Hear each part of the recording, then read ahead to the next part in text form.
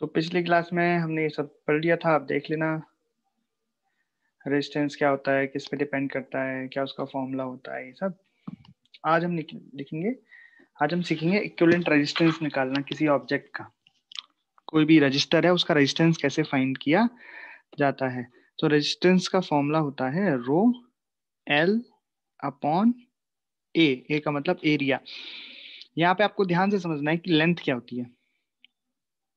Length का मतलब यहाँ होता है, लेंथ है यहाँ पे लंबाई। कौन सी लंबाई? जिस डायरेक्शन में करंट फ्लो कर रहा है, मतलब length in the direction of current. Length of register, length of register in the direction of current.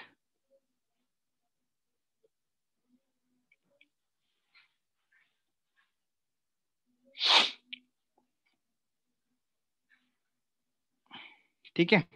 और यहाँ पे जो एरिया होता है, एरिया होता है क्रॉस सेक्शन, अनुप्रस्थ काट क्षेत्रफल, क्रॉस सेक्शन एरिया। कौन सा क्रॉस सेक्शन एरिया होता है? जिस सरफेस में करंट फ्लो कर रही है। जैसे मान लो कुछ इस तरीके का ऑब्जेक्ट है, ऐसे कोई रॉड है, रॉड टाइप का मान लो। इस रॉड का जो सरफेस एरिया है वो मतलब ऐसे, मतलब करंट इधर से इधर जा रही है ऐसे, तो ये सरफेस एरिया में से करंट जा रही है। तो हमने जैसे स्टार्टिंग में डेरिवेशन किया था ना कि एक पर्टिकुलर एक एरिया मान लेते हैं, वो वाला एरिया अनुप्रस्थ काट क्षेत्रफल, मतलब in the direction of current, current की डायरेक्शन के परपेंडिकुलर एक क्रॉस सेक्शन एरिया हम लेंगे। उस क्रॉस सेक्शन एरिया में उस क्रॉस सेक्शन एरिया में से जो भी करंट जाएगा, मतलब करंट कैसे जाना चाहिए, उस क्रॉस सेक्शन एरिया के परपेंडिकुलर जाना चाहिए। तो वो वाला परपेंडिकुलर एरिया हमें यहाँ पे रखना है, तो उससे हमारा रेजिस्टेंस आएगा। चलिए, तो इससे रिलेटेड कुछ क्वेश्चंस करते हैं।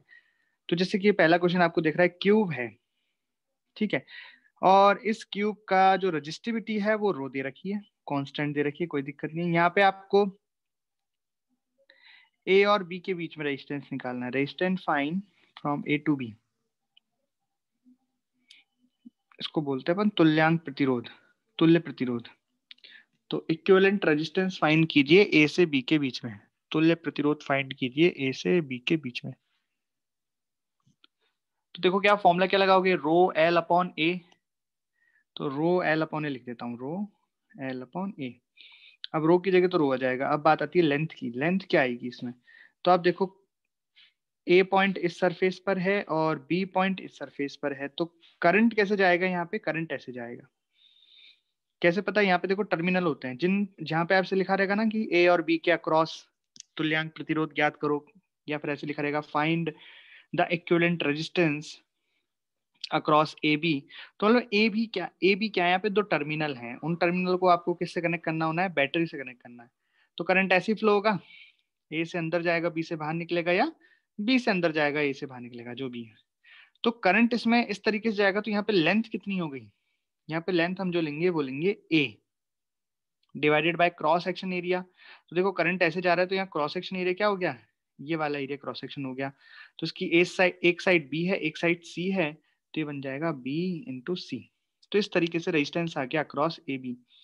चलिए अब आप बताइए रेजिस्टेंस अक्रॉस सी डी। तो क्या करेंगे, रो की जगह रो लिखेंगे।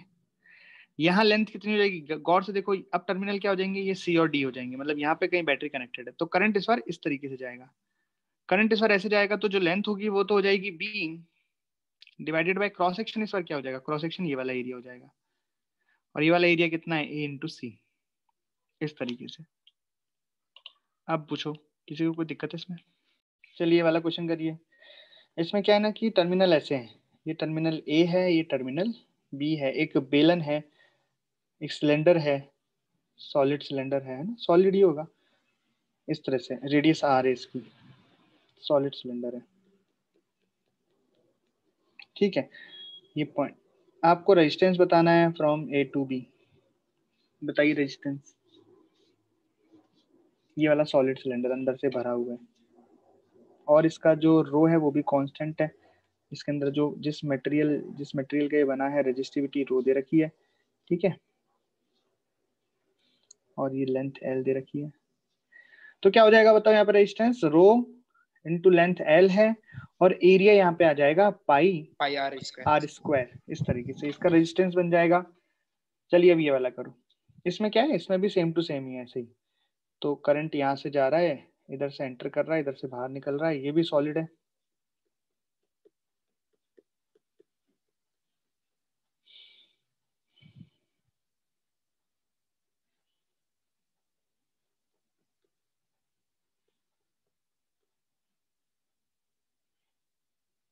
Solid cylinder from x to l, from x बराबर 0 टू x बराबर l। लेकिन इस बार जो रो है, रो कांस्टेंट नहीं है, इस बार जो रो है वो वेरिएबल रो है।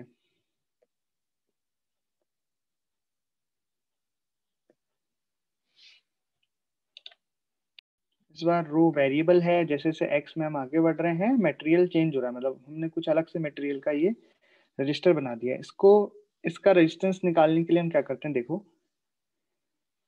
तो हम जैसे कि देख रहे हैं, इसमें जैसे जैसे आगे हम जाते जा रहे हैं वैसे वैसे इसका रो चेंज होते जा रहा है। तो हम क्या करते हैं, यहाँ से किसी x डिस्टेंस पे जाके एक एलिमेंट ले लेते हैं, x पे जाके dx का एलिमेंट ले लेते हैं। ठीक है। तो इस छोटे से एलिमेंट के लिए हम बोल सकते हैं कि जो रो रहेगा वो कांस्टेंट है, बहुत छोटा सा एलिमेंट है। इस छोटे से एलिमेंट का आप रेजिस्टेंस लिखोगे तो क्या लिखोगे, डी आर बराबर, इस छोटे से के लिए रो तो कांस्टेंट रहेगा तो रो, इस छोटे से एलिमेंट की लेंथ कितनी हो जाएगी, dx डिवाइडेड बाय एरिया, तो पाई आर स्क्वायर हो ही जाएगा। तो एरिया तो कांस्टेंट है क्योंकि ये एक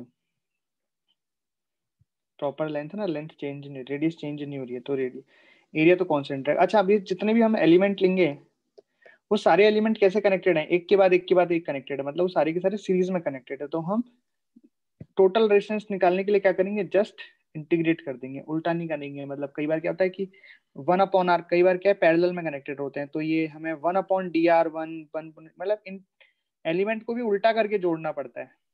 वो हम आगे पढ़ेंगे वैसे सीरीज पैरेलल, लेकिन इतना तो आपको पता ही है। क्या, अब आपको क्या करना है, बस इसको इंटीग्रेट कर देना है।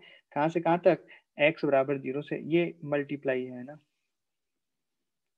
तो ये बन जाएगा r from a to b। अच्छा, करंट कैसे जा रहा है इसमें, करंट ऐसे जा रहा है ना, क्योंकि टर्मिनल यहाँ पे एक a ये है, b ये है, मतलब यहाँ पे हमने बैटरी कनेक्ट की है, तो करंट इसमें इस तरीके से जाएगा, इस लाइन में।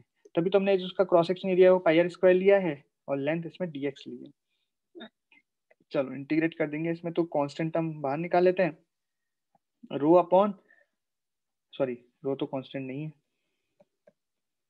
तो बस इसमें बाहर निकलेगा 1/पाई आर स्क्वायर, रो की वैल्यू डाल देते हैं, रो कितना है, रो नॉट x/2 dx। x की लिमिट हो जाएगी फ्रॉम 0 टू l, कॉन्स्टेंट हम बाहर निकाल लेते हैं दोबारा से, तो ये बन जाएगा आर ए बी बराबर rho naught by 2 pi R square x square by 2, यानी कि एल स्क्वायर बाई 2। ये आंसर आ गया। और रेजिस्टेंस की यूनिट क्या होती है, ओम होती है।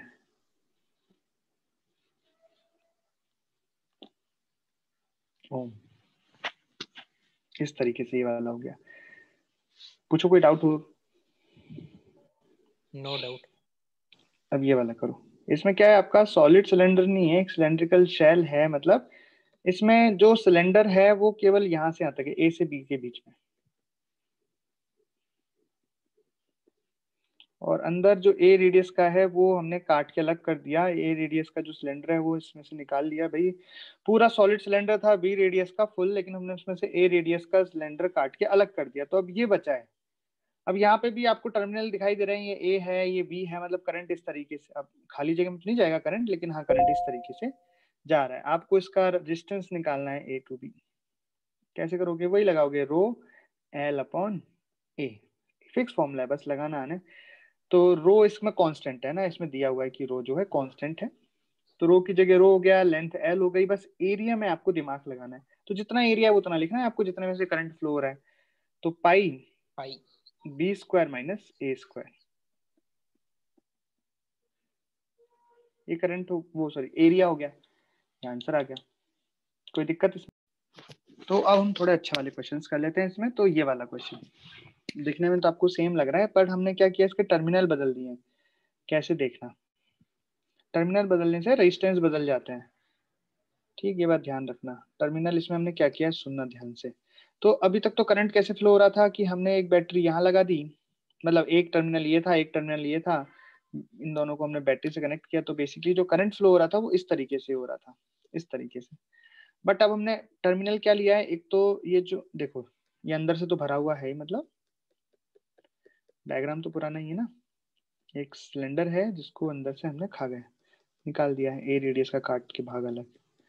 तो इसमें इंटरनल रेडियस ए हो गई और एक्सटर्नल रेडियस आर हो गई। इसमें जो टर्मिनल है वो ये है, टर्मिनल ए और टर्मिनल बी, ये टर्मिनल से ए एंड बी। इसमें क्या हो रहा है, बेसिकली इन दोनों को हमने कनेक्ट किया है बैटरी से, बैटरी से कनेक्ट किया। तो इसमें जो करंट जा रही है वो करंट इस तरीके से जा रही है, अंदर से बाहर या बाहर से अंदर, इस तरीके से नहीं जा रही है। करंट इस तरीके से जा रही है, समझ में आया? अंदर से बाहर की तरफ, हर तरफ, हर तरफ। अब मैं बना, इसमें 2D स्पेस है हमारे पास, तो हम 2D में डायग्राम ऐसे ही बना सकते हैं, केवल ऊपर और नीचे।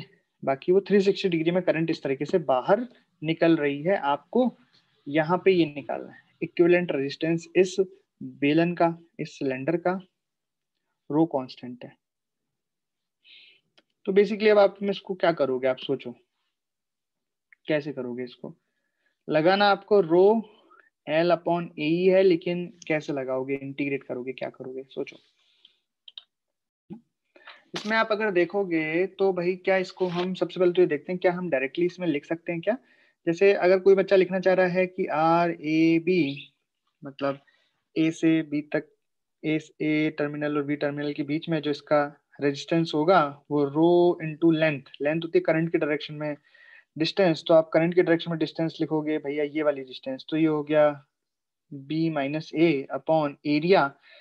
अब एरिया क्या लिखोगे, अब सोचो आप कि जब आप एरिया लिखोगे तो एरिया तो लगातार बढ़ता जा रहा है। देखो जब रेडियस ए है तो जितने हिस्से में से करंट बाहर निकल रही है वो ये वाला एरिया है, उस वक्त आप एरिया लिखोगे 2 पाई ए इंटू एल। ये कब है एरिया, जब स्टार्टिंग की बात है, करंट यहाँ से निकली, ठीक है। और जब करंट बाहर वाली सरफेस पे पहुंच गई तो जिस एरिया में करंट फ्लो हो रहा है वो हो गया 2 पाई बी इंटू एल। मतलब जो एरिया है वो लगातार चेंज होता जा रहा है। तो यहाँ पे सारा खेल एरिया का है, एरिया लगातार चेंज होते जा रहा है, तो हम इसको हम डायरेक्टली नहीं लिख सकते हैं, हमें इसमें यहाँ इंटीग्रेट करना पड़ेगा। तो इंटीग्रेट करने से पहले हमको एक एलिमेंट मानना पड़ेगा। तो हम क्या करते हैं, सेंटर से आर दूरी दूर, सेंटर से आर रेडियस पर एक आर रेडियस का सिलेंडर लेते हैं इस तरीके से।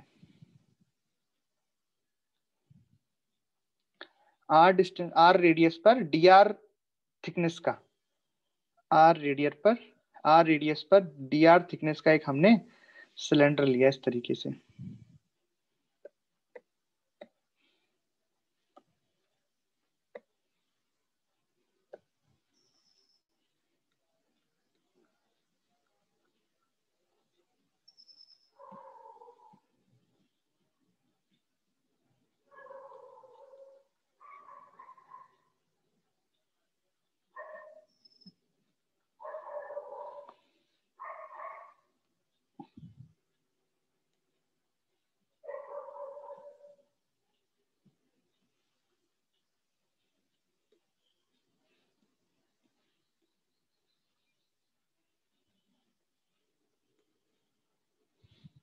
इस तरीके से डी आर थिकनेस का ये हमने एक सिलेंडर लिया। इस छोटे से सिलेंडर में हम ये बोल सकते हैं कि ये सिलेंडर इतना पतला है, इतना पतला है कि डी आर थिकनेस में इसका कोई सरफेस एरिया चेंज नहीं हो रहा है। तो हम यहाँ पे इसको लिख देंगे, इस छोटे से एलिमेंट के लिए रेजिस्टेंस हम लिखेंगे रो इनटू लेंथ हो जाएगी यहाँ डी आर थिकनेस का हमने यहाँ पे लिया है, और एरिया हो जाएगा यहाँ पे 2 पाई आर इंटू एल। ये एरिया किसका है, जितने करंट जो निकल रहा है, वो करंट जो निकल रहा है वो कितने सरफेस में से करंट निकल रहा है। तो आपको बेसिकली क्या लिखना है, इस सिलेंडर का सरफेस एरिया लिखना है। अब आपको बस इंटीग्रेट कर देना है फ्रॉम, लिमिट क्या लगेगी रेडियस में, फ्रॉम ए टू बी। और आप इसको इंटीग्रेट करोगे तो रेजिस्टेंस आ जाएगा rho upon 2πl rho upon 2πl ln b upon a। आप सॉल्व करो इसको, ये आ जाएगा। तो इंटीग्रेशन करना तो खैर कोई बड़ी बात नहीं है आपके लिए, लेकिन ये एलिमेंट एक बार देख लो। तो ये जो मैं नेक्स्ट क्वेश्चन करा रहा हूँ वो इसी कॉन्सेप्ट पे है, एक बार आप देखना। इसमें क्या है कि ये एक स्फेयर है, स्फेयर की इनर रेडियस पता है और आउटर रेडियस पता है। तो ये क्या है, स्फेयर, ठीक है। इनर रेडियस a है, आउटर रेडियस b है, और इसके लिए जो रेजिस्टिविटी होती है रो, वो हमने कांस्टेंट ले रखी है कि रेजिस्टिविटी कांस्टेंट है। अब इसमें जो हमने टर्मिनल बनाया वो टर्मिनल ऐसे ही है, एक अंदर वाली सरफेस पर और एक बाहर वाली सरफेस पर। अंदर वाली सरफेस पर टर्मिनल a और बाहर वाली सरफेस का terminal b, terminal a and terminal b। आपको terminal a and terminal b के बीच में इक्विवेलेंट रेजिस्टेंस फाइंड करना है। सवाल का जो कॉन्सेप्ट है वो पिछले वाले क्वेश्चन जैसा है, बस पहले सिलेंडर था, अब स्फीयर कर दिया है। करो, देखो ध्यान से कैसे करेंगे ना, मजा आएगा। तो यहाँ पे आपको क्या देखना है कि सबसे पहले तो देखो करंट कैसे जा रहा है। करंट कैसे जा रहा है, अगर ये टर्मिनल है और ये टर्मिनल है तो करंट तो बाहर की तरफ निकलेगा। तो करंट हर डायरेक्शन में ऐसे तरह जाएगा, करंट ऐसे ऐसे ऐसे ऐसे ऐसे एक साथ जाएगा। तो जब करंट सबसे पहले क्रॉस करेगा इस वाले क्रॉस सेक्शन को, तो यहाँ पे एरिया हो जाएगा इसका 4πa², और जब वो लास्ट वाले सरफेस को क्रॉस करेगा करंट बाहर निकलेगा तो उसका एरिया है 4πb²। स्फीयर है ना, इसलिए एरिया 4πb²। तो आप देख रहे हो एरिया इसमें बढ़ता जा रहा है, मतलब यहाँ पे भी आपको एक एलिमेंट लेना पड़ेगा, सेम उसी तरह आर पे जाके एक dr थिकनेस का एक स्फीयर आपको बनाना पड़ेगा। आप ऐसे आर रेडियस पे गए और आर रेडियस पे जाके आपने एक छोटी सी पतली सी dr थिकनेस का एक एलिमेंट लिया। ये एलिमेंट जो है वो स्फीयर ही इस तरीके से, ये वाला। इस छोटे से एलिमेंट के लिए मैं बोल सकता हूँ कि सरफेस एरिया कांस्टेंट ही है, क्योंकि इतना पतला है ना ये कि हम नहीं मानते कि सरफेस एरिया चेंज हो रहा है, मानते हैं सरफेस एरिया कांस्टेंट है। यही तो एलिमेंट लेने का है कि जो चीज चेंज हो रही है उसी को कांस्टेंट मान लो। एक ऐसा एलिमेंट ले लो कि वो नियत हो जाए। तो आप यहाँ पे जब इस छोटे से एलिमेंट का रेजिस्टेंस लिखोगे dr, तो आप लिखोगे, अच्छा इसकी थिकनेस है d r। dr का मतलब यहाँ इस छोटे से रजिस्टर का रेजिस्टेंस आप लिखोगे रो। l लेंथ कितनी हो जाएगी यहाँ पे उस थिकनेस dr अपॉन एरिया यहाँ हो जाएगा 4πr², स्फेयर का एरिया। बस इसे आपको इंटीग्रेट करना है, और इंटीग्रेशन की जो लिमिट रहेगी वो इनिशियल रेडियस a और आउटर रेडियस b रहेगी। तो यहाँ रेजिस्टेंस आ जाएगा आपके पास रो अपॉन 4π, रो अपॉन 4π तो कांस्टेंट था, कांस्टेंट हो गया, और अंदर आ गया 1/a माइनस 1/b, हाँ सर। इस तरीके से। तो ये एक फ्रस्टम है, इसकी जो लेंथ है हॉरिजॉन्टल लेंथ इस तरीके से, ये जो लेंथ है आपकी वो l है, और यहाँ का रेडियस जो दे रखा है वो है a, और यहाँ का रेडियस, ये रेडियस दे रखा है b, लेंथ l दे दी, ठीक है।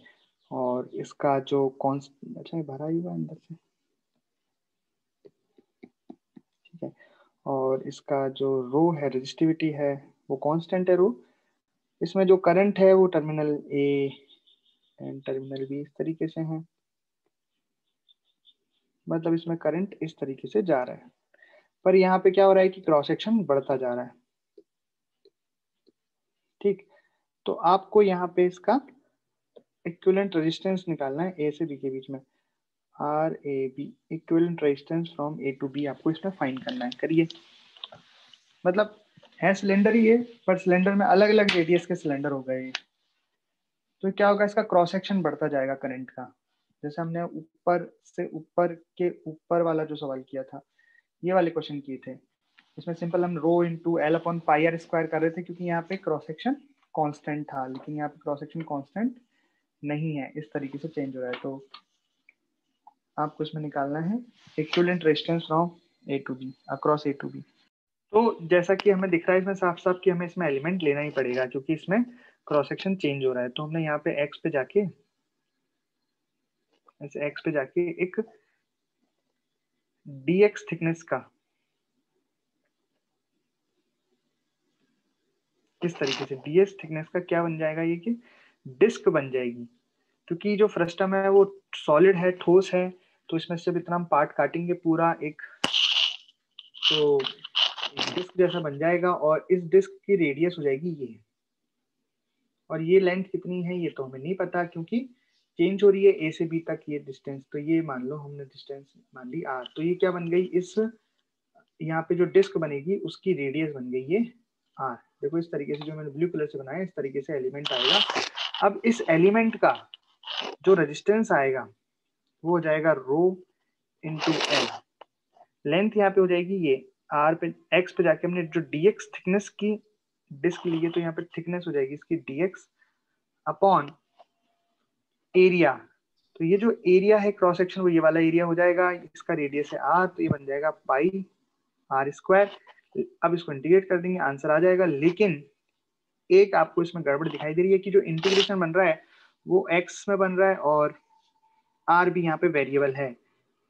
भाई इस सरफेस से इस सरफेस तक जा रहे हैं तो जो रेडियस है वो रेडियस ए से लेके बी तक में बदलती जा रही है।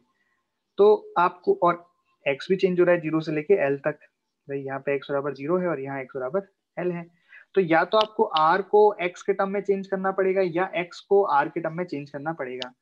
ऐसे तो हम इंटीग्रेट इसको नहीं कर सकते, तो हमको इसमें एक रिलेशन बनाना पड़ेगा आर और एक्स के बीच में। तो देखो रिलेशन कैसे बना रहे हैं वो ही बस इंपॉर्टेंट है, ऐसा कोई खास तो नहीं है, बट हाँ इसमें वही है बस समझने वाली चीज कि मान लो मैंने एक लाइन ऐसे ड्रॉ कर दी, सीधी लाइन है ये, और अगर इस सीधी लाइन की लेंथ देखोगे तो अच्छा ये वाली लेंथ कितनी हो जाएगी, अगर आप देखोगे ये वाली लेंथ ये हो जाएगी b माइनस ए, और इस ब्लू की टोटल लेंथ आप देखोगे तो ये हो जाएगी एल, इस तरीके से। और आप इसको अगर थीटा बोलो, इस वाले एंगल को, इस वाले एंगल को आप अगर थीटा बोलो तो ध्यान से देखो यहाँ पे दो ट्रायंगल आपको दिखाई दे रहे हैं। एक ट्रायंगल तो ये, अच्छा इसकी लेंथ बता दो, ये वाली लेंथ हो जाएगी r माइनस ए। अच्छा मैं आपको समझा देता हूँ, ये देखो यहाँ तक की लेंथ तो हो गई a और टोटल लेंथ हो गई b, तो ये छोटी सी लेंथ कितनी हो गई b माइनस ए। वैसे ही यहाँ पे इतनी लेंथ हो गई a और टोटल लेंथ हो गई r, तो ये जो गुलाबी कलर की वो लेंथ कितनी हो गई r माइनस ए, और यहाँ पे इतनी लेंथ कितनी हो गई ये तो हमें पता ही है, x नीचे दे रखा है हमने, यही तो मानी है x। तो यहाँ से मतलब ये जो नीचे वाली लेंथ है वो तो x हो गई, इस ट्रायंगल की वाली लेंथ x हो गई, ठीक है। तो आप अगर यहाँ देखोगे तो tan थीटा इन दोनों के लिए कॉमन है, इस वाले ट्रायंगल के लिए, छोटे वाले ट्रायंगल के लिए और बड़े वाले ट्रायंगल के लिए भी जो tan थीटा है वो कॉमन है। तो यहाँ से मैं tan थीटा बराबर कैसे लिख सकता हूँ, tan थीटा बराबर मैं यहाँ लिख सकता हूँ परपेंडिकुलर अपॉन बेस। तो एक तो मैं लिख सकता हूँ r माइनस ए डिवाइडेड बाय x, एक तो मैं ये लिख सकता हूँ tan थीटा, और एक मैं tan, ये तो हो गया अननोन के फॉर्म में, इससे हमें क्या मिल जाएगा r और x में रिलेशन मिल गया, क्योंकि tan थीटा नोन के फॉर्म में जो डेटा हमको गिवन है उसके टर्म में हम लिख सकते हैं b minus A upon L. तो यहाँ से हम tan थीटा की वैल्यू निकाल सकते हैं क्योंकि हमें v पता है a पता है, तो v माइनस ए, और लेंथ पता है, फ्रस्टम की लेंथ हमने निकाली है तो tan थीटा पता है, मतलब हमें यहाँ r और x के बीच में रिलेशन आ गया। अब हम क्या करते हैं dx की वैल्यू यहाँ से हम निकाल लेते हैं। कैसे, जैसे हम यहाँ मैं इसको लिख सकता हूँ x बराबर r minus A upon tan theta, theta constant है, ठीक है। इसको मैं डिफरेंशिएट करता हूँ तो मैं लिखूंगा dx 1 अपॉन tan थीटा, तो क्या है कांस्टेंट है तो tan थीटा, r वेरिएबल है इसको डिफरेंशिएट किया मैंने तो बन गया dr, माइनस a तो कांस्टेंट है तो इसका डिफरेंशिएशन हो गया 0। तो बेसिकली dx में और dr में एक रिलेशन आपको मिल गया। इस रिलेशन का यूज मैं क्या करने वाला हूँ, दोनों रिलेशन का यूज, एक तो ये वाला और एक ये वाला, इनका यूज मैं करने वाला हूँ। अच्छा यहाँ पे चाहूँ तो मैं tan थीटा को यहीं पे पुट कर देता हूँ, यहाँ tan थीटा को यहाँ से इसमें पुट कर देता हूँ, ठीक है। तो यहाँ से फाइनली जो dx की वैल्यू है वो मिल गई b माइनस अपॉन एल, तो l upon B minus A into D are, ये हमारा फाइनल रिलेशन आ गया। इस रिलेशन को हम किस में पुट कर देंगे, हमारे ओरिजिनल इंटीग्रेशन में। तो ये बन जाएगा रो कांस्टेंट है, बाहर आ गया, ठीक है, और इनटू dx, dx की जगह लिख देंगे l upon b minus A into D R, l upon b minus A into D R, और नीचे वो तो था ही पाई, रो अपॉन पाई। तो ये बन गया, देखो रो की जगह रो आ गया, पाई की जगह पाई आ गया। अच्छा आर स्क्वायर भी तो है, तो यहाँ पे हमने लिख दिया आर स्क्वायर इंटीग्रेशन आर। अब आपको दिख रहा है कि यहाँ पे केवल आर के टर्म में अननोन बचे हैं, तो बस अब इसको इंटीग्रेट करना कोई आसान नहीं है। सारे कांस्टेंट टर्म बाहर निकाल लो, रो बाहर आ गया, एल बाहर आ गया, पाई बाहर आ गया, बी माइनस ए भी बाहर आ गया। अंदर बचा इंटीग्रेशन में 1 upon R square D R, और आर क्या है यहाँ पे रेडियस, और रेडियस की लिमिट लग जाएगी। इनिशियल रेडियस तो कितनी है ए, और फाइनल कितनी है बी, तो ए से बी। तो आप इसको सॉल्व करोगे तो एक बहुत बढ़िया आंसर आता है, और वो आंसर है pi L, sorry rho L upon pi into A into B.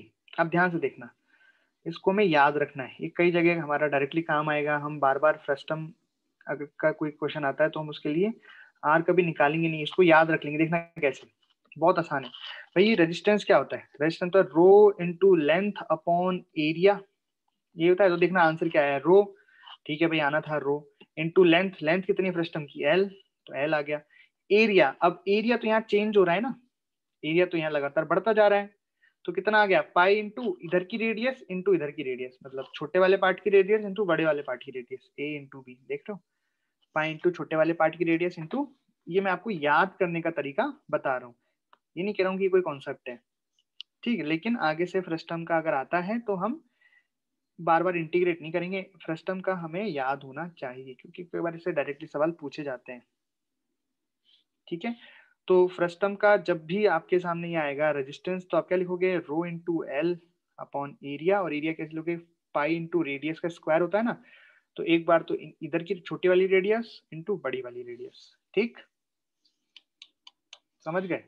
तो इस तरीके से हमने डिफरेंट डिफरेंट ऑब्जेक्ट्स का, डिफरेंट डिफरेंट रजिस्टर का रेजिस्टेंस फाइंड करना सीखा, एरिया चेंज किया, रो चेंज किया। तो ऐसे हम कितने भी सवाल इसमें बना सकते हैं, बस आपको अपना दिमाग खुला रखना है, एलिमेंट लेना है, इंटीग्रेट करना है, बस, ठीक है। प्रतिरोध एवं प्रतिरोधकता का तापमान पर निर्भरता, कि तापमान पर प्रतिरोध एवं प्रतिरोधकता किस तरीके से निर्भर करते हैं, ठीक है। तो इसकी थ्योरी है बस थोड़ी सी, बहुत आसान सी, कि सबसे पहले इसमें एक टर्म डिफाइन होता है अल्फा, ठीक है। अल्फा क्या है, coefficient of thermal resistance, coefficient of thermal resistance, ठीक है। तो अल्फा होता है यहाँ पे तापीय प्रतिरोधकता गुणांक, यानी कोफिशिएंट ऑफ थर्मल रेजिस्टेंस। और एक और होता है ये, एक और इसको लिखने का तरीका होता है, अल्फा बराबर होता है change in resistivity per unit change in temperature, change in resistivity per unit change in temperature. मतलब इसको हम लिखते हैं D rho upon rho divide by D T, ठीक। मैं लिख दूंगा यहाँ पे अल्फा है तापीय प्रतिरोधकता गुणांक, लेकिन उससे पहले हम थोड़ा सा इसको सॉल्व कर लेते हैं। डी रो अपॉन रो एक साथ लेते हैं, अल्फा डी टी एक साथ लेते हैं, तो ये बन जाएगा डी रो अपॉन रो बराबर अल्फा डी टी। अब यहाँ पे हम इसको इंटीग्रेट कर देते हैं। देखो वैसे तो जो अल्फा है वो भी तापमान पर निर्भर करता है, ठीक है, लेकिन क्वेश्चनों में हम जो करेंगे ना उसमें अल्फा को कांस्टेंट मानेंगे, ठीक है। तो हम बोलेंगे कि T1 टेम्परेचर पर किसी मटेरियल की रेजिस्टिविटी है मान लो रो 1, किसी T1 टेम्परेचर उसकी प्रतिरोधकता है रो 1, और T2 टेम्परेचर पर, टेम्परेचर को बढ़ा के T2 कर दिया, तो उसकी प्रतिरोधकता अब बढ़ गई, बदल गई, रो 2 हो गई, ठीक है। तो यहाँ से इसको हमने सॉल्व किया, थोड़ा सॉल्व किया। अच्छा यहाँ पे बस एक बात ध्यान रख लेना कि यहाँ पे जो हम अल्फा लिखते हैं, जैसे कि मैं आपसे बोल रहा हूँ ना कि वैसे तो अल्फा असलियत में तो अल्फा भी बदलता है, जो ये तापीय प्रतिरोध गुणांक या प्रतिरोधकता गुणांक है अल्फा, ये भी तापमान के साथ परिवर्तित होता है ना। तो इसलिए यहाँ पे ध्यान रखना है कि जो हम अल्फा लेते हैं वो हमेशा उस तापमान का लेते हैं, इनिशियल तापमान का लिया जाता है। तो मैं ऐसा करता हूँ, यहाँ पे इनिशियल फाइनली लिख देता हूँ ताकि हम एकदम सेफ साइड में खेल लें, ठीक है। और सभी जगह इनिशियल फाइनल लिख देता हूँ, रो 1 और रो 2 में भी इनिशियल फाइनल लिख देता हूँ। तो टेम्परेचर इनिशियल पे प्रतिरोधकता इनिशियल है, यहाँ पे अल्फा हम इनिशियल वाला ही रखते हैं। इनिशियल तापमान पर, प्रारंभिक तापमान पर जो प्रतिरोधकता गुणांक होगा वही रखेंगे। ये फाइनल टेम्परेचर पर रो हो गया फाइनल। इसको सॉल्व करेंगे हम, तो ये सॉल्व करने पर कुछ इस तरीके से होता रहता है। डी रो अपॉन रो में सॉल्व करेंगे तो एल एन बन जाएगा, एल एन में हम लिमिट भी डाल देते होते बन जाएगा रो फाइनल अपॉन रो इनिशियल बराबर alpha initial T final minus T initial. इसको थोड़ा सा और सॉल्व करा, ई को उधर ले गया तो ये बन गया रो फाइनल अपॉन रो इनिशियल बराबर ई की power alpha initial T final minus T initial, ठीक है। इसमें हम एक अजम्पशन लेते हैं कि alpha initial into T final minus T initial, इस पूरे का जो मल्टीप्लिकेशन है वो बहुत बहुत बहुत छोटा है 1 के कंपैरिजन में। देखना क्या बोल रहा हूं मैं, दोनों का मल्टीप्लिकेशन, मैं ये नहीं बोल रहा हूँ कि चेंज इन टेम्परेचर बहुत कम है, नहीं। ये अल्फा और चेंज इन टेम्परेचर का मल्टीप्लाई अगर बहुत बहुत कम होता है तो आप जानते हो ई की पावर एक्स का एक्सपांशन हम करेंगे, उसको एक्सपांशन को करके, जानते हो ई की पावर एक्स का एक्सपांशन, मैं बता दूंगा अभी। उसको एक्सपांशन करेंगे तो ये जो फाइनल रिजल्ट आता है वो आता है रो फाइनल बराबर rho initial 1 plus alpha initial delta T.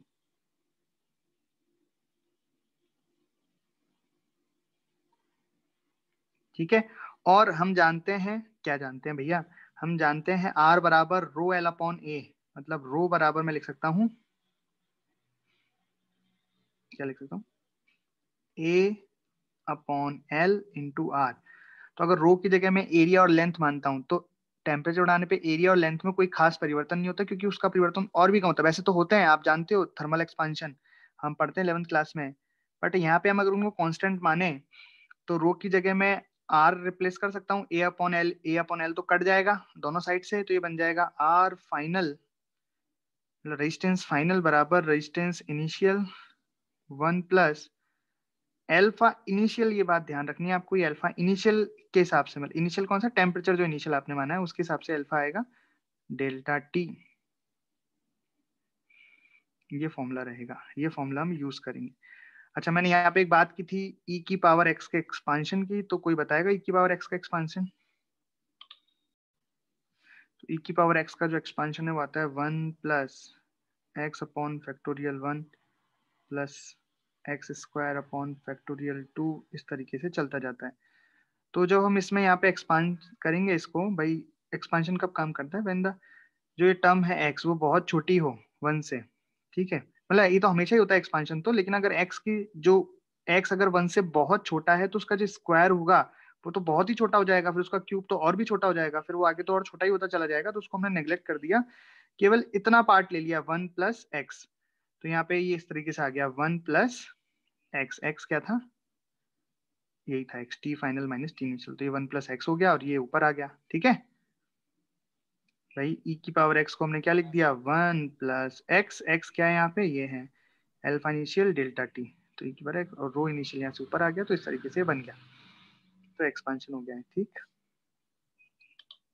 तो ये फॉर्मूला में याद रखना है, बस इसमें इतना ध्यान रख लो कि अगर अल्फा हमें, वैसे तो जो अल्फा दिया है क्वेश्चन में वही यूज में लेना है, लेकिन उसने अगर नाटक किया है कि alpha at 0 degree temperature, alpha at 100 degree, मतलब अल्फा की वैल्यू भी उसने टेम्परेचर के हिसाब से चेंज की है, तो अल्फा यहाँ पे वो रखना है जो टेम्परेचर हमने इनिशियल लिया है, बस।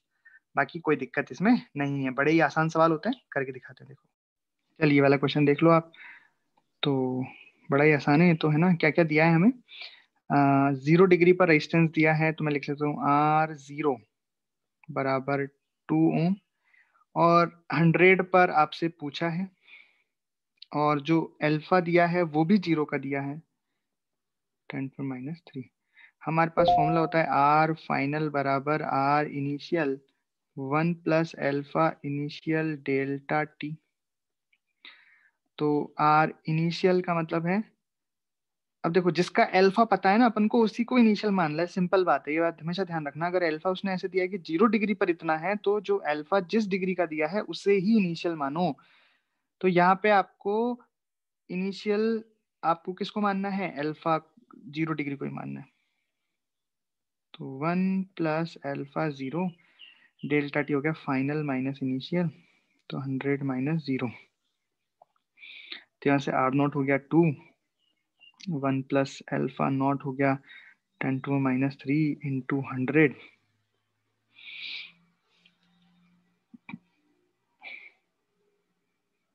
तो ये कितना आ गया? 1.1 2.2 आ गया शायद, है ना।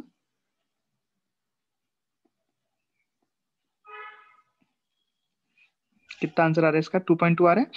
ठीक है, चलिए ये वाला करके दिखाओ। ध्यान से देखना है ना, एकदम ध्यान से करना है इसे। देखिए कैसे करेंगे।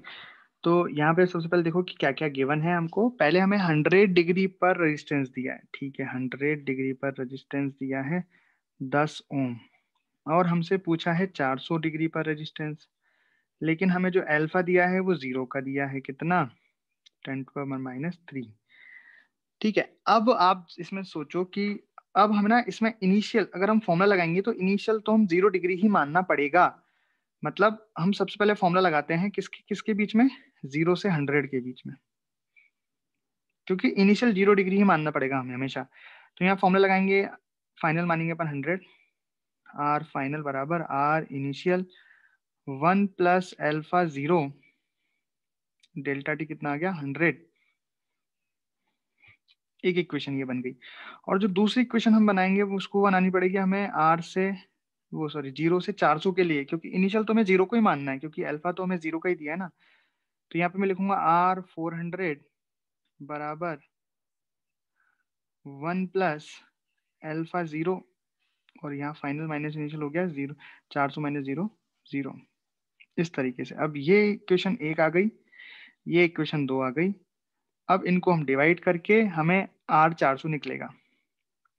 तो हम यहाँ पे फर्स्ट इक्वेशन को सेकंड से डिवाइड करेंगे, तो ये आ जाएगा R100, ये हमें दिया है, R400 हम निकाल लेंगे। R0 से R0 कट जाएगा, मतलब R 0 डिग्री पे हमें पता ही नहीं है, तो हमें वो निपटाना है, तो निपटा दिया भाई, डिवाइड कर दिया। तो ये बन जाएगा 1 + अल्फा 0 100 डिवाइडेड बाय 1 + अल्फा 0। इस तरीके से इसको सॉल्व करेंगे। अब यहाँ पे वैल्यू डाल दो, ये दिया है हमें 10, ये 400, तो यहाँ से हम लिख सकते हैं R400 बराबर 10 1 + 10⁻³ इंटू 400 डिवाइडेड बाय 1 + 10⁻³ इंटू 100।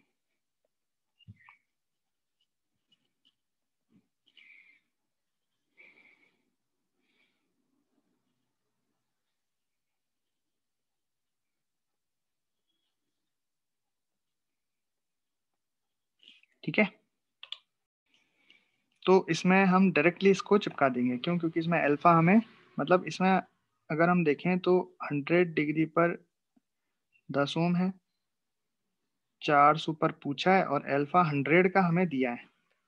मतलब यहाँ पे हम इनिशियल क्या मान सकते हैं? 100 ले सकते हैं। तो हम सीधा इक्वेशन लगा देंगे 100 से लेके 400 के लिए। क्या लिख देंगे? R400 बराबर 1 + अल्फा 100 इंटू डेल्टा टी।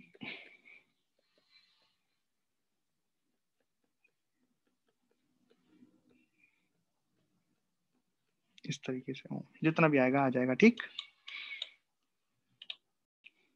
इसमें आपको रेजिस्टेंस और टेम्परेचर के बीच में एक ग्राफ दे दिया आपने, इसमें फाइंड अल्फा, अल्फा फाइंड करना है इसके लिए। किसी मतलब रेजिस्टेंस के लिए दे दिया टेम्परेचर के साथ संबंध, कि जैसे आप टेम्परेचर बढ़ा रहे हो वैसे वैसे ये कैसे चेंज हो रहा है। कौन कैसे चेंज हो रहा है? रेजिस्टेंस कैसे चेंज हो रहा है टेम्परेचर बढ़ाने पर, रेजिस्टेंस कैसे बढ़ रहा है। तो आपको इसके लिए अल्फा निकालना है। तो ये तो आसान है, कैसे करेंगे। आप पहले इक्वेशन लिखो, स्ट्रेट लाइन की इक्वेशन लिखो, तो उसमें देखो स्लोप क्या बताती है आपको। तो जैसे हम इक्वेशन लिखते हैं आर फाइनल बराबर R initial 1 plus alpha initial delta T. इसको मैं लिख सकता हूँ आर फाइनल बराबर आर इनिशियल अंदर गया plus R initial alpha initial delta T. इसको मैं अगर कंपेयर करूँ तो ये हो गया y, ये हो गया c, ये हो गया m और ये हो गया x। बस आपको स्लोप तो पता है यहाँ पे कि tan 30 है, tan 30 स्लोप है यहाँ पे। तो स्लोप यहाँ पे हो जाएगा r इंटू अल्फा के बराबर, आर आई अल्फा ये लिख दो, आर आई अल्फा आई के बराबर। और आर आई भी आपको पता है क्योंकि आपको यहाँ पे इंटरसेप्ट पड़ता है। तो c कितना हो गया यहाँ पे आर आई, जो कि हो गया 100 ओम। ये हो गई स्लोप। बस यहाँ से आप देख लो, ये हो गया 1/√3 बराबर 100 अल्फा। तो अल्फा बराबर आ गया 1/।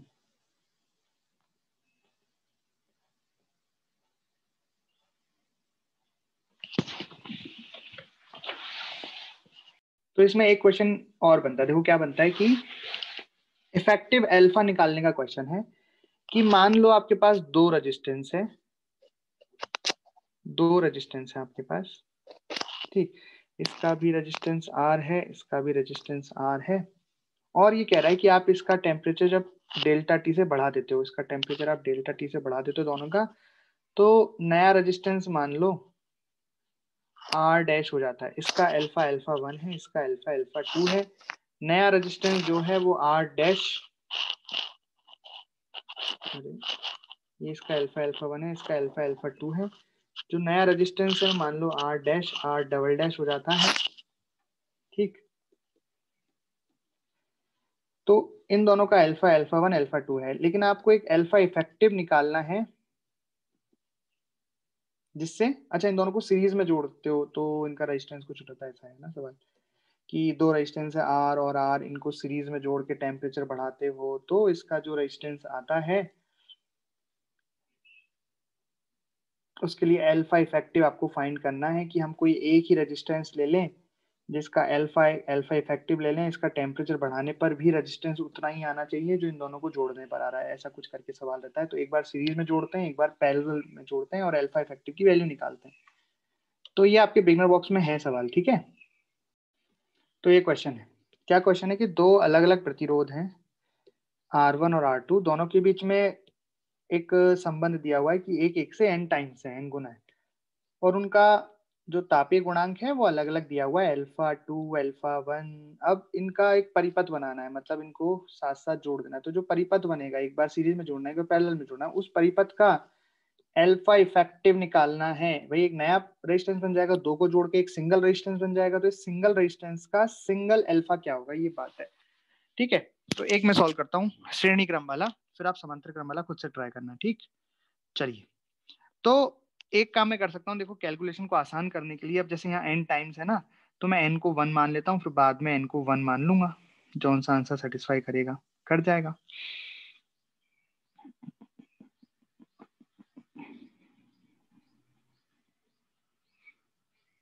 ठीक है, चलिए। बाकी फिर आप घर पे उसको 2 मान के भी कर, मतलब n टाइम्स मान के भी करना।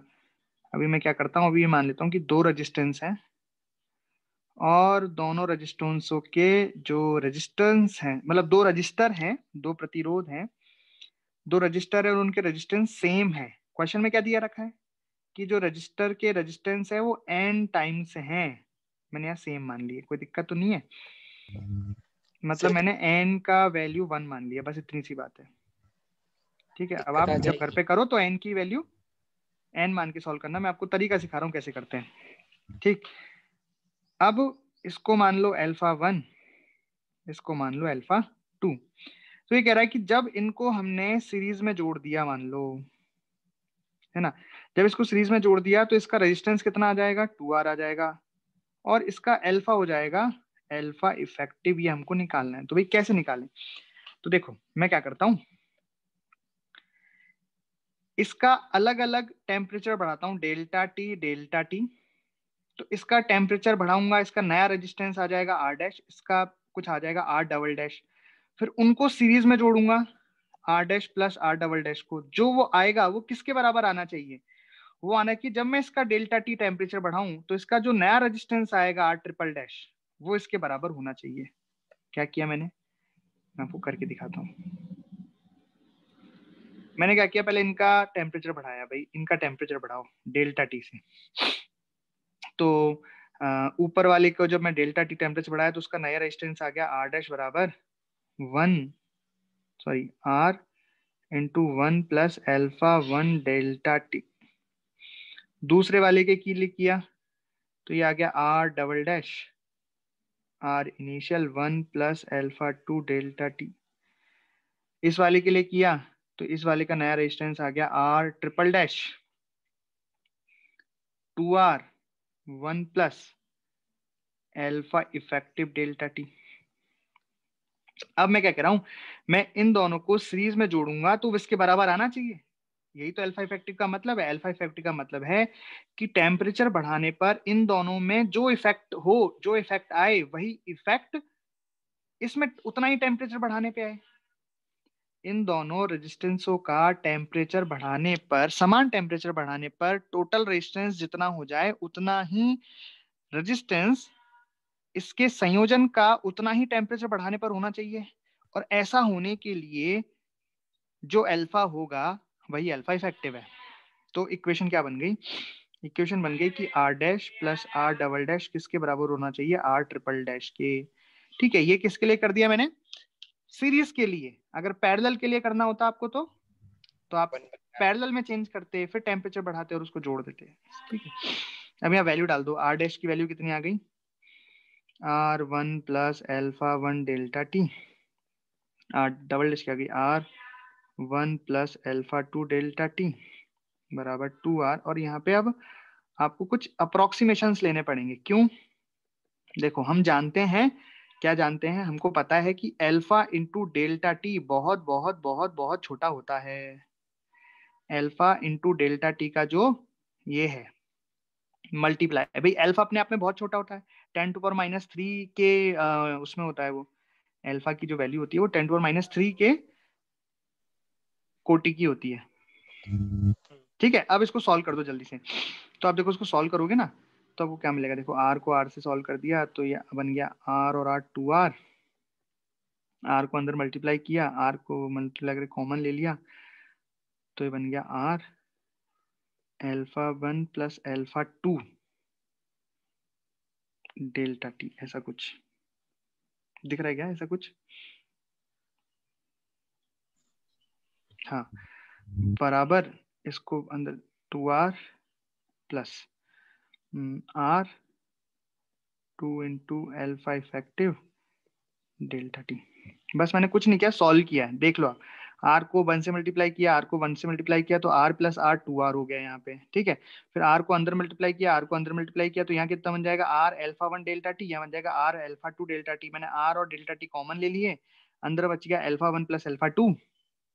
सेम यहाँ पे भी ऐसे किया। फिर मैंने क्या किया, दोनों को कंपेयर करा दिया। क्या करा दिया, कंपेयर। तो आप देखोगे कि यहाँ कितना लिखा हुआ है, अल्फा 1 प्लस अल्फा 2, यहाँ कितना लिखा हुआ है 2 अल्फा इफेक्टिव। तो यहाँ से क्या आ गया, अल्फा 1 प्लस अल्फा 2 बराबर 2 अल्फा इफेक्टिव। तो यहाँ से अल्फा इफेक्टिव कितना आ गया, अल्फा 1 प्लस अल्फा 2/2। ठीक है, तो इस सीरीज वाला में ज्यादा अपन को अप्रोक्सीमेशन वगैरह लेना नहीं पड़ा, लेकिन जब आप पैरेलल वाला करोगे तो उसमें 1/r करना पड़ता है ना, मतलब उसमें डिवाइड वाले टर्म भी आते हैं। तो उसमें आपको वो अपना बायनोमियल एक्सपांशन लिखते हैं ना, बायनोमियल अप्रोक्सीमेशन लेते हैं ना, पहले बताओ ये वाला समझ में आया कि नहीं आया? यहाँ से alpha effective alpha 1 plus alpha 2/2 के बराबर हो गया। ये समझ में आई बात कि नहीं आई? समझ गए सर। ये मैंने कौन सा पार्ट किया है? इसका ए पार्ट किया है, इसमें मैंने श्रेणी क्रम में जोड़ा है इनको। ठीक है, तो मैंने n की वैल्यू 1 डाली है, तो इसमें से कौन सा आंसर आ रहा है श्रेणी क्रम के लिए? देखो ये वाला सही आ रहा है, ए। क्योंकि अगर मैं n की वैल्यू 1 डाल रखी है तो नीचे 1 - 1 0 हो जाएगा, 1 - 1 0 हो जाएगा, तो ये तो होने से रहे। यहाँ पे ऊपर माइनस आ गया तो ये अल्फा 1 माइनस अल्फा 2 हो जाएगा, तो ये भी नहीं हो सकता, केवल ये बैठ रहा है। n की वैल्यू 1 डालने पर ये आ रहा है alpha 1 plus alpha 2 divide by 2। तो ये ए आंसर आ गया इसका, है ना? तो ये मैंने ए पार्ट कर दिया, अब आपको बी पार्ट भी करना है। ठीक, तो बी पार्ट में एक चीज का ध्यान रखना जो आप करोगे, कि आपको लेना पड़ेगा बाइनोमियल अप्रोक्सीमेशन। क्या होता है कि 1 प्लस एक्स की पावर n, और यहाँ पे अगर x बहुत छोटा हो, है ना, यही होता है ना कि अगर x बहुत छोटा हो तो ये कितना हो जाता है? 1 प्लस एन एक्स। यही होता है ना बाइनोमियल अप्रोक्सीमेशन।